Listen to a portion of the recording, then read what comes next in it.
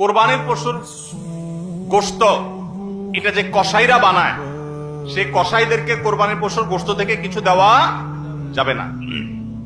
এখন আপনি বলবেন, ভাই কেমন কথা, যেই বেচারা কোরবানির পশুটা জবে করলো, সরি গোশতটা প্রস্তুত করলো, চামড়াটা ছিললো, এত কষ্ট করে বানাইলো, গোশতগুলো সব নিয়ে বাসা তুলে যাবো আর তার কিছুই দিব না, কেমন হয়?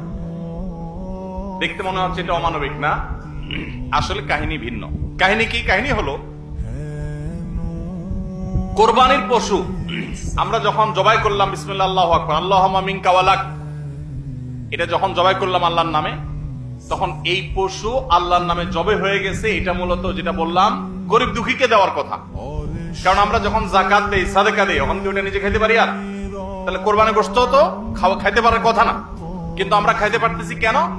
আল্লাহ তাআলা এই একটা আর্থিক ইবাদত আল্লাহ কবুল করেছেন। আমরা যখন সহি নিয়তে যদি করে থাকি, আল্লাহ কবুল করে এরপর বলেন ঠিক আছে তোমাকে দিলাম, তুমি খাও আমার তরফ থেকে, আল্লাহর তরফ থেকে আবার আমি খাই। তো এই কোরবানির গোশত এটা বিক্রি করা জায়েজ আছে না জায়েজ নাই? না জায়েজ। কেন জায়েজ নাই? কারণ এটা তো ওই যে আল্লাহ আমাকে হাদিয়া দিয়েছেন গ্রহণ করার জন্য, আল্লাহর নামে দিয়ে দিয়েছি, এটা আমি বিক্রি করার সুযোগ নাই। এখন কসাইকে যদি আমি গোশত দেই পারিশ্রমিক হিসাবে, তাহলে এটা একরকম বিক্রি করার মতো হয়। কিভাবে? তিনি কষ্ট করেছেন, তাকে তার বিনিময় দিলাম, তাহলে বিক্রি করার মতোই হলো। আমি গোশতটা তাকে একটা বিনিময় নিয়ে দিলাম, গোশত দিয়ে টাকা নিলাম, বিক্রি করা এটা, এখানে গোশত দিয়ে শ্রম দিলাম, একই জিনিস। এই জন্য এটা জায়েজ নাই। তাহলে কি করবেন?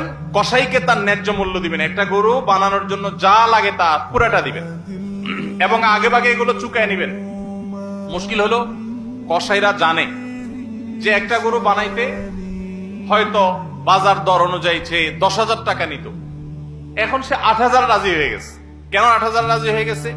কারণ সে জানে তার সাথে আরো যে 3জন 4জন থাকবে, সবাইরে আপনি কমপক্ষে এই 4 জনকে যদি 2 কেজি করে বা 3 কেজি করে গোশত দেন, তাহলে 3-4 12 কেজি হবে। তো 12 কেজি গোশতের বাজারের দাম কত?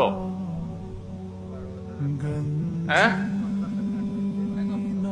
তাহলে চিন্তা করবে সে যে আমার তো এই দিক দিয়ে 2,000 টাকা ছাড় দিলাম আর পাইলাম তার চাইতে আরো অনেক বেশি। এই জন্য কসাই কম টাকা রাজি হয়ে যাবে। কসাইকে এই জন্য আগে ভাগে বলে দিবেন, শুনেন, কথা শুনেন ভালো করে, গোশত কিন্তু আপনাকে এক পিছু দেব না, আপনি কত নিবেন সেটা আপনি চুকান, আমার খাটলে নেব, না হলে অন্য কসাইয়ের সাথে আলাপ করবো, কিন্তু আগে মাথায় এটা রাখেন আপনারা কিন্তু আমি গোশত দেব না, টাকা যা নেওয়ার নিবেন। নবী করিম সাল্লাল্লাহু আলাইহি ওয়াসাল্লাম আলী রাদিয়াল্লাহু তাআলাকে এটা বলে দিয়েছেন, কোরবানি করার সময় বলে দিয়েছেন, দেখো কসাইকে কিন্তু কোরবানির গোশত দিবা না।